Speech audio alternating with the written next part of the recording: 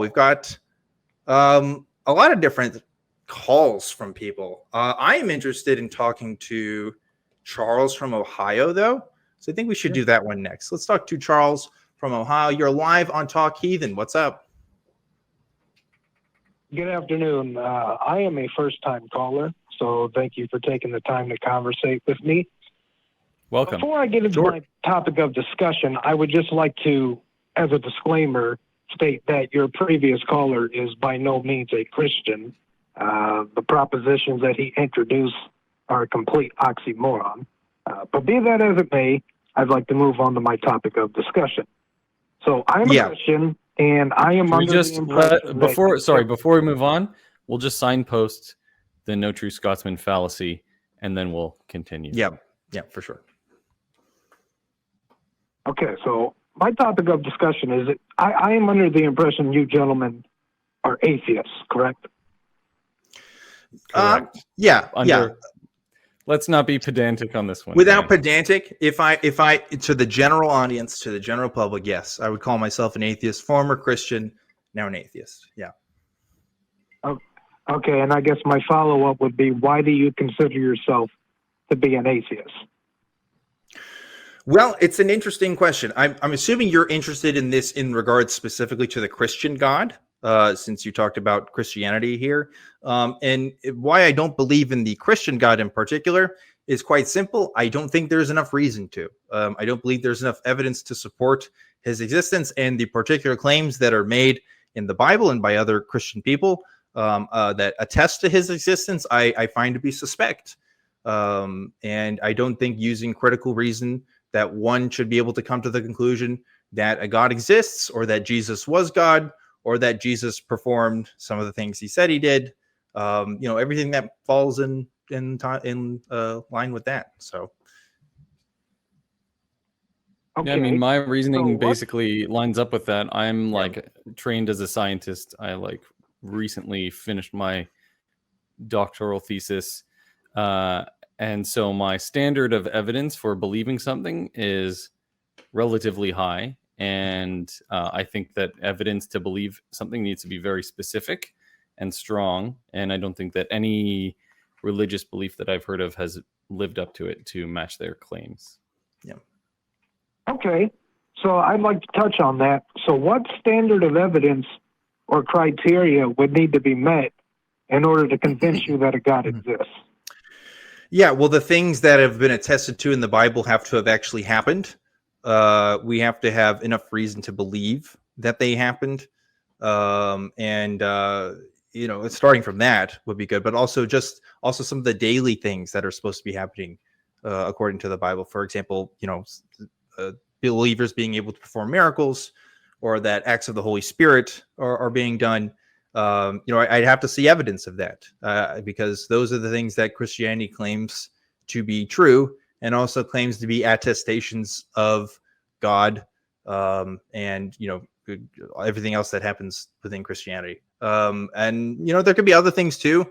Could be angels, could be demons. I mean, all the things that are unique claims to Christianity that attest to a supernatural existence somehow. I haven't seen any real evidence of that. It seems people say that they happen, but we've lived in a time where half of everybody on Earth has some form of way to record stuff. I don't know if that's specifically true, but more so than ever, right? We've been able to gather information at speeds which people in the past could never even comprehend, and we've yet to find anything that we could reasonably believe to be true in that front.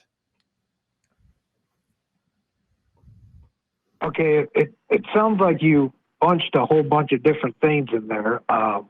Sure. Well, Christianity isn't just one particular claim, right? Christianity encompasses a lot of different claims. So it's hard to kind of boil it down to one thing, right? This is the thing that I was thinking. Charles, you said, what would make you believe in God? And that's as it is a very broad claim, right? When you say God, there's a lot of stuff potentially wrapped up in that. I would want to know exactly what you mean. And presumably, I won't even presume, but what some people say is that it's a supernatural, non-material entity, blah, blah, blah. And I would start out by saying, you have to show that even something non-material existing is possible, right? Because everything that we know is material in some sense. Well, when you say material, what do you mean by material? Can you define it? I mean, it's composed of or influences matter and or energy. Okay. So I'm answering two different questions here. So I really didn't get an answer to my question, which was, what is the standard of evidence or criteria that needs to be It met? depends. And It depends on the specific claim. Yeah. Yeah. Are you saying, did Jesus perform miracles? Are you saying God did something at X time, like, or that God exists in general? You know, there's different things there. Yeah. And God is just a label for like a bunch of potential things, right? Like you could be, I don't know, like a pantheist or something and think that, you know, a blade of grass is an expression of God, but I'm not. Right. Like, you could also think that God is a very specific entity with specific powers, right? So you have to be more specific about what your claim is before we can answer what evidence we would need to believe it. Yeah, for sure. So you don't actually have the standard. You're saying it depends on the specific proposition being made by a theist. Well, yeah, I mean, the standard of evidence always depends on the nature of the claim. Yeah, exactly. Okay, so in the context of what we're talking about, we're directly speaking about the God of the Bible. Okay, but that is also variable. Like you just said that you don't believe the previous caller is a proper Christian. Presumably, you believe in a different God than they believe in, and both you and him think they believe in the Christian God, but you both are conferring or attributing different properties, specifically beliefs about abortions, onto this God. So you're going to have to be more specific than saying the Christian God or the God of the Bible. You need to give us very specific properties. And for each property that you add, that needs to be justified by some evidence. When I define God, I mean a supernatural being that is completely sovereign over everything that exists. Okay, so one that intervenes in our world, or one that, yes, you know, kind of created everything? Okay, so actively intervenes in our world. Both. Okay, so if there's a God that actively intervenes in our world, then, you know, the criteria I would say there is, I need to see something of him actively intervening in our world that couldn't be explained by natural causes.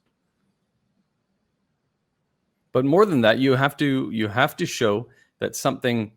So I would want to know what you mean by supernatural. Right. There's and then that I would too. want to know how you could possibly have evidence for something supernatural, and then what that evidence is.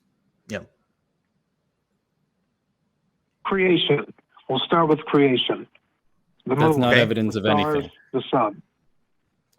Those things existing aren't necessarily evidence of the supernatural. Again, we have natural explanations for all of those things. We may not have complete explanations, but we do have a starting point for a lot of these things that don't invoke a God in any real sense of that word, right? Like, and frankly, we have reasonably and meaningfully complete explanations of how our sun certainly was formed. Sure. And there is no God required. Yeah. Well, that's now we're talking origins. I was getting off topic where you asked a specific question. I was trying to answer it, but now we're talking. You mentioned creation. I mean, and we're saying that wasn't a good way to look at this, right? Like that doesn't convince us. That was in the any evidence way, that you brought us, and we Yeah. said that's not good evidence, and we give you reasons why it's not good evidence. So what's your next thing? Right, but like, are we just going to go down the list of all of the crappy excuses you have to believe, or are you going to get to something that's actually relevant? Like, address our question. No, how do you prove that something supernatural even exists? Anything. A supernatural, non-intervening, gremlin who doesn't have any particular sovereignty over anything. All of this is you're prove to me to introduce evidence for something that you haven't given a proper criteria for? Because you still Look. have criteria. I'm Here's- asking you to provide the evidence that would convince someone that anything supernatural exists. Yeah. Right, and I'm asking, what's your standard of evidence? Here's the thing, Charles. Here's the thing. When Jesus was on earth and he claimed that he was God, his proof was that he did miracles, right? If he hadn't done those miracles, I don't know why the disciples would have any reason to believe that he was God, right? According to the story. Because why would you? If MD said he was God and that he had these powers and he did absolutely nothing to show that, I have no reason to believe him. Right. So in the same way, I've never seen any miracles. I have never seen anything that couldn't be explained by natural means, or at least couldn't be, done somewhat within natural means. Because obviously I don't have complete explanations for everything. But, the supernatural is usually a last resort for any kind of explanation. I need to see something like that. Right. Like, it's pretty simple. I don't think that's a good standard of evidence. Because why not? It was good enough for Jesus. Wait a minute. Why not?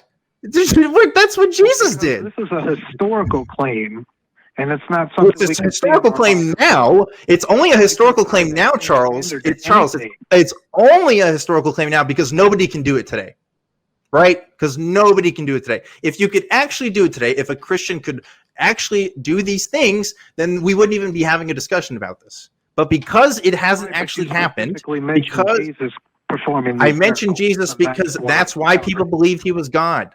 Because why would you believe he was God otherwise, right? If we're defining God as a supernatural being, we're defining a being that can do the supernatural. So, I have to see the supernatural. That's a completely different topic. No, we're not talking about faith, man. We're just talking about evidence for believing things. Well, no, said that's the reason why people believe, and they believe because of faith. Nobody's ever seen that. No, they didn't. They didn't believe. No. They did not believe because of faith. They believed allegedly because they saw these miracles happen. Like, that's different. They didn't trust that these miracles happened. Allegedly they were eyewitnesses to it. I'm speaking in our modern time.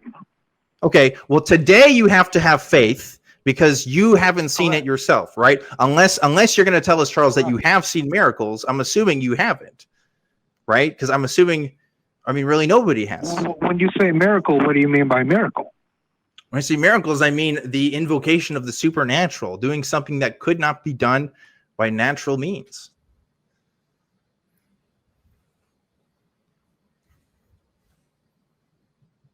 Well, that's a broad term. It sure is. It very much is. For an example. Yeah, an example would be maybe me multiplying bread for a few thousand people, fish and bread, or maybe walking on water without the assistance of technology, or turning water into wine without the process of nuclear fusion. That could be a few things. But do you see what you're doing? You're invoking things of the past, and that's the point I was trying to make earlier. This is a Charles. That's why people believe. Jesus multiplying bread to feed the 5,000, walking on water, raising from the dead, raising people from the dead. These are all historical things we cannot observe in our modern world. So that's not really. What do you mean? Standard. What do you Why mean? not? Wait a minute. Yeah, you go ahead, I can demonstrate. I've raised people from the dead, Charles. Whenever I do CPR and get return of spontaneous circulation, I bring people back from the dead. Am I performing miracles? Here's my problem, Charles, is that you're asking me to believe in something supernatural, and I don't even know what supernatural means. I get what Dan's trying to say. Dan is using a sort of colloquial definition of supernatural things that most people would agree with, but from a scientific perspective, I don't know what supernatural means. No one's defined what that is, and you're asking me what my standard of evidence for a supernatural entity would be. I don't know. Tell me what supernatural even means. Yeah, it's a good point. I am using colloquial assumptions in order to expedite the conversation here, but MD is totally right. If we're talking about in a strict philosophical sense, it is up to the person making the claim that the supernatural being exists and defining what that even means, what the supernatural even means in this context, because even that could be fraught with differences in opinion, right? And it may be the case that I the actually nature. never made any Hang on, claim. Charles. My question This was, might, why were you an atheist? Charles. And then Charles, I this followed up may, with the question. Charles, this may answer your question, and you may not like the answer, but it's true for me. There may not be any evidence that would convince me. There may not be evidence that's possible to convince me, because from my belief, my epistemology and my ontology is based on the existence of material evidence in a naturalistic worldview. And if you're saying that there's something outside of that, it is sort of like inherently not necessarily investigatable using a natural worldview, a naturalistic worldview, right? So like I may not ever be able to do a test, a scientific experiment to see if there is an entity that exists outside of the known natural universe, right? No one may be able to do that. And that area of knowledge just remains unknown and uninvestigable to us. And I'm fine with that. And I'm fine with only basing my beliefs about what exists and what doesn't on what I can actually observe and have reasons to believe in. I'm not going to just believe that, there's something that exists in, outside beyond the realms that we can perceive just because some old book says so. Okay, and I guess you can see why I would take issue with that standard, because there are a lot of things that we cannot actually observe or perceive. Yet and I don't believe in those things. Name a couple: air. No, oxygen, like what? Electricity, cold. What do you mean? I can observe electricity. We can't see these, but they do in fact exist.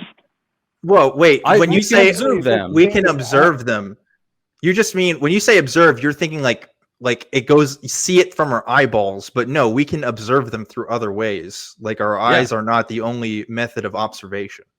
I mean, hell, I can feel a static shock. Yeah, and observe electricity. You can see electricity too. Yeah, like you can see that happen. You can go to YouTube and type in electricity videos, and I guarantee you will see electricity. And I guarantee you, Charles, if you find something that you can't find observable evidence for, it's a thing that I don't believe in. Yeah. And I pointed to creation. Right. What do you mean? I can observe what you call creation. Your counter to that was, well, we have other scenarios that explain how those things came to be. And now you're making a claim, right? You're making a counterclaim to what I believe to be creation. So now the burden of proof is on you to demonstrate that's what happened. Yes, you're absolutely right. There are fields of study. There are fields of study, scientists who have built their lives around it, and journals whose business it is to disseminate the research findings that justify those conclusions. There's hundreds of thousands of pages of data and information that you can investigate yourself that support those models of air quotes creation. Yeah. Well, which one? I mean, you have multi. What do you mean, which one? String theory. You have crunch theory. You have Big Bang theory. I mean, you're talking about you're talking about origins of the universe claims, right? There's a difference between origin of the universe claims and like things that exist within the universe. We have pretty definite explanations about things existing within the universe itself, right? Like you don't have to cite string theory to talk about the origins of the sun, for example. Mm-hmm. Like you can just talk about basic astronomical principles. And by the way, we do see the creation of stars happen. We have evidence of that. We have observable evidence of that. Recorded through telescopes. Right, which is how we can come to the conclusion that our star, our sun, formed the same way. But do you have an explanation as to how they are formed? What do you mean how? Like you mean like gravity and, and forces? Yeah, like I guess so, yeah. In short, like a big ball of gas. Yeah. That has a lot of gravity, and the gravity slowly pulls it together, and that energy acting on the matter causes it to spin and heat up and contract until it reaches a fusion point and ignites. and Yeah. that is how a star is formed. That's just in one 2 sentences. hypothesis. No, But that you is know what? that is the currently accepted model across all of scientific understanding. Okay. And here's the thing, Subject Charles. to change, correct? Wait, What? say that again. What? Subject to change, correct? Subject to change, yes. Refinement. Subject Re- to refinement. Yeah. Right. So this is the thing Okay, that gets well, me a lot is these broad principles are not going to change. Right.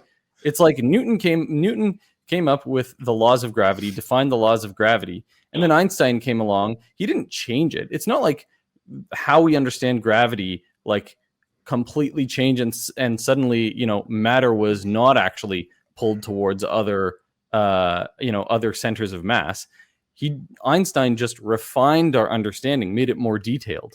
It's not like science does 180s all the time on its understanding of things. It's incremental refinements, getting through all of the little details about how things happen. Yeah. Well, these are men who allegedly discovered these things, but you would agree that these things already did exist. So just because Yes. somebody comes along later down the road and says, hey, this is gravity, hey, this is electricity, etc., these things already predate these men. They had already existed. Yeah, what's your point? Yeah. Why What's do your we need point? somebody to explain it for us? We need somebody we to can explain it, understand so that we can understand it and also counter these ideas that, oh, well, it just came from God and God is the best explanation for how these things work. Because even at the end of the day, Why do you have the need to counter it? because it's What do you not mean? 'Cause true. What do you mean? We wanted People used to think that lightning came from Zeus or Thor, Yeah. right? And now we know that it's not, because a bunch of scientists did some experiments and observations. I mean, Charles, you obviously have an interest in what you want to believe is true, because you're calling the show and you're wanting to tell us that no, the truth is God created these things. If you didn't care about that, Well, you wouldn't even bother sharing it with us. We are interested in the truth too, and we want to know the best methodologies and the best ways of getting to that truth. And we think it is through observable evidence. Can Christianity make the same? Can it make the same statements? Can it use observable evidence to get to its claims? I don't think so. I really don't. But anyway, No, Charles, my we have to. reason for calling the show was to find out why you were an atheist, and if there was anything that I could introduce to convince you that atheism is not true. Can you do a miracle for us, Charles? Standard of proof.